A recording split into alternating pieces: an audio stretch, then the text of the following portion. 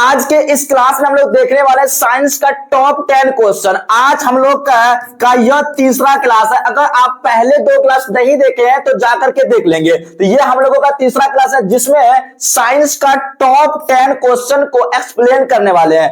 10 question है लेकिन उसमें जो है ना बहुत सारे क्वेश्चन आपको मैं बताऊंगा जो कि एग्जाम में डायरेक्ट पूछेगा। 100 का 100% ये सभी क्वेश्चन आपके एग्जाम में रहने वाला है। तो सबसे पहला प्रश्न की ओर चलते हैं। सबसे पहला प्रश्न है ध्वनि डैश डैश में यात्रा नहीं कर सकती है। मतलब ध्वनि जो है किसमें गमन नहीं करती, जल्दी बताओ। ध्वनि किसमें गमन नहीं कर सकता है? ठोस में, तरल में, गैस में या निर्वात में? देखो मेरे बाबू, अगर बात करें ध्वनि की, ध्वनि जो है ठोस में गमन कर सकता है, तरल में गमन कर सकता है और गैस में कर सकता है, लेकिन निर्वात में कभी भी नहीं गमन कर सकता है। ध्वनि को गमन करने के लिए माध्यम की आवश्यकता होती है। ध्वनि को गमन करने के लिए किसकी? माध्यम की आवश्यकता होती है। जबकि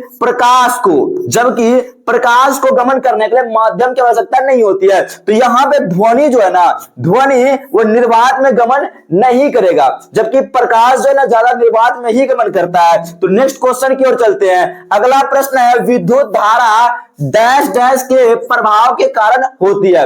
विद्युत धारा जो है किसके प्रभाव के कारण होती है? तो ऑप्शन देख लेते हैं। सबसे पहला ऑप्शन है प्रोटॉन, बी है न्यूट्रॉन, सी है इलेक्ट्रॉन और डी है परमाणु। तो विद्युत धारा आपको पता होगा इलेक्ट्रॉनों के प्रभाव की दर को विद्युत धारा या आवेशों के प्रभाव की दर को विद्युत धारा कहते हैं। तो यहाँ पे इलेक्ट्रॉन इसका राइट आंसर होगा। ऑप्शन नंबर सी सही जवाब होगा। Next question. अच्छा एक बात बता दो, एक इलेक्ट्रॉन बराबर कितने कूलम होते हैं? एक इलेक्ट्रॉन बराबर कितने कूलम होते हैं ये आपको जल्दी से चैट में चैट करके बताना है। नेक्स्ट क्वेश्चन की ओर चलते हैं। अगला क्वेश्चन है कौन सा अम्ल पेट में पाया जाता है? देखो हमारे पेट या अमाशय की बात करें, अमाशय में कौन सा अम्ल पाया जाता है? जल्दी से बताओ। अमाशय में कौन सा अम्ल है? हाइड्रोक्लोरिक अम्ल है, सल्फ्यूरिक अम्ल है, नाइट्रिक अम्ल है या एसिटिक अम्ल है? हमारे पेट में जो है ना पाया जाता है HCl।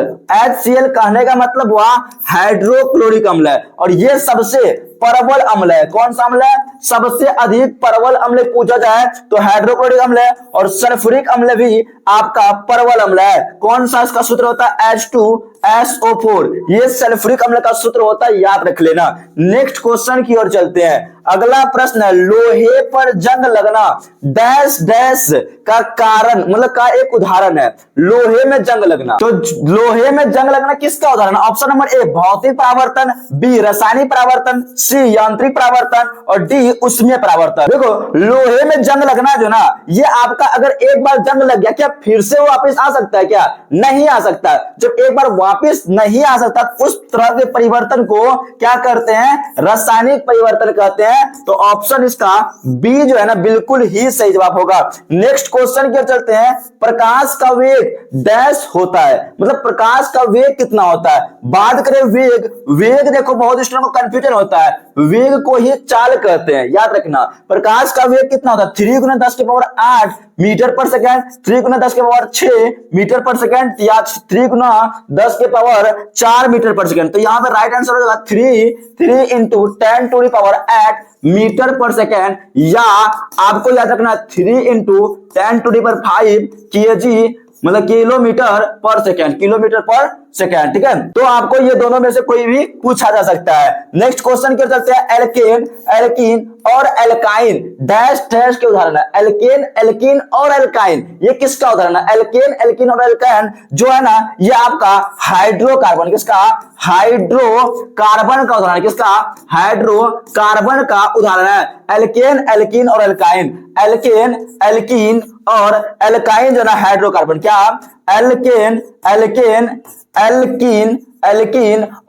एल्काइन, क्या? एल्काइन जो है ना ये आपका हाइड्रोकार्बन है। देखो ये जो है ना हम लोगों का संतृप्त हाइड्रोकार्बन और ये दोनों मिला के असंतृप्त। यहां पे ये दोनों का सूत्र लिख दो। एल्केन का सूत्र जो समान सूत्र CnH2n प्लस में 2। आपको याद रखना एल्केन का समान सूत्र होता है। एल्केन का समान सूत्र CnH2n + 2 और एल्कीन का समान सूत्र होता है CnH2n। ये बातें भी आपको याद रखना। और एल्काइन का समान सूत्र होता है CnH2n माइनस का 2 होता है। ये दोनों सूत्र आगे के लिए बहुत ज्यादा इंपॉर्टेंट है, याद रखना। यहाँ पे एल्केन, एल्कीन और एल्काइन जो है ना, ये आपका हाइड्रोकार्बन का उदाहरण है। ऑप्शन नंबर बी जो है ना बिल्कुल ही सही जवाब होगा। नेक्स्ट क्वेश्चन की ओर चलते हैं। अगला क्वेश्चन है 7वां। एक कोशिका में राइबोसोम का क्या कार्य होता है? देखो मेरे बाबू, राइबोसोम का क्या कार्य? ऑप्शन नंबर ए प्रोटीन का संश्लेषण, बी ऊर्जा का उत्पादन करना, सी अवशिष्ट का निपटाना या अनुवांशिक की जानकारी देना। तो यहाँ पे क्वेश्चन है कि कोशिका में जो राइबोसोम होता है, राइबोसोम का क्या काम है? तो प्रोटीन का संश्लेषण करना। राइबोसोम का क्या कार्य? राइबोसोम का क्या काम होता है? प्रोटीन का संश्लेषण करना, और ये जो है ना अंतःपृष्ठीय जलिका में पाया जाता है। ठीक है, याद रखना ऑप्शन नंबर ए इसका राइट आंसर होगा। अगला प्रश्न है विद्युत चुंबकीय तरंग डैश का एक उदाहरण है। विद्युत चुंबकीय तरंग कैसा है? अनुदैर्घ्य तरंग या फिर अनुप्रस्थ तरंग? देखो विद्युत चुंबकीय जो है ना, ये एक प्रकार का अनुप्रस्थ तरंग है। कौन सा तरंग है? अनुप्रस्थ तरंग का उदाहरण ऑप्शन नंबर बी जो है ना इसका सही जवाब होगा। अगला प्रश्न की ओर चलते हैं। प्रश्न संख्या 9 कहता है कि कौन सा नियम बताता है कि प्रत्येक क्रिया की उसके बराबर और विपरीत प्रतिक्रिया होती है?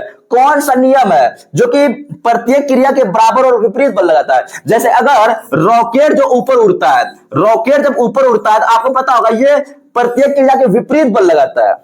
क्या लगाता है? विपरीत। ये जो है न्यूटन के तीसरे लॉ से पता चलता है। कौन सा नियम से?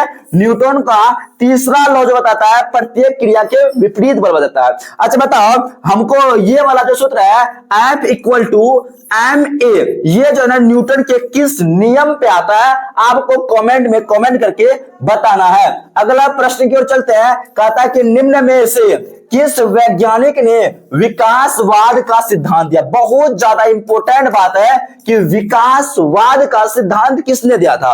विकासवाद का सिद्धांत देखो, पिछले क्लास में हम लोग बताए थे अनुवांशिकी का जनक किसको कहते हैं, तो मेंडल बताए थे। लेकिन यहां पे जो क्वेश्चन है विकासवाद का जनक किसको कहते हैं? डार्विन को या मैक्सवेल को, न्यूटन को या जॉनसन? यहां पे राइट आंसर होगा ऑप्शन नंबर ए, विकासवाद का जनक जो कहते हैं डार्विन को कहते हैं। ठीक है, ऑप्शन नंबर ए इसका राइट आंसर है।